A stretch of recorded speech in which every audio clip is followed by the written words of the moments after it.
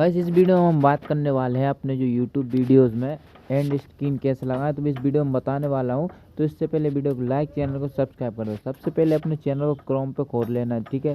जैसे ही आप अपने चैनल को क्रोम पे खोल लो, कुछ इस तरह से इंटरफेस होगा, ठीक है। तो सबसे ऊपर आपको जाना है अपनी प्रोफाइल पे, जो आपका प्रोफाइल दिख रहा है उस पर क्लिक करना है, ठीक है। जैसे ही प्रोफाइल पे जाओगे आपको यूट्यूब स्टूडियो में जाना है, वहाँ से यूट्यूब स्टूडियो को खोलना है क्रोम ब्राउज़र पर, ठीक है। जैसे ही क्रोम ब्राउज़र पर ओपन करोगे कुछ ऐसा इंटरफेस आ जाएगा आपके सामने, ठीक है। तो यहाँ पर आपको अपनी प्रोफाइल दिख रही है लेफ्ट साइड, उसके नीचे डैशबोर्ड के नीचे आपको जाना है कंटेंट पे, ठीक है। डैशबोर्ड के नीचे आप जैसे ही जाओगे कंटेंट में आपके सामने आपकी सारी की सारी वीडियो ओपन हो जाएंगी, ठीक है। तो मैं गया कंटेंट में, यहाँ पे मेरी सारी वीडियो ओपन हो गई। अब आपको वीडियो सिलेक्ट करनी है जिस पे आप एंड स्क्रीन ऐड करना चाहते हो।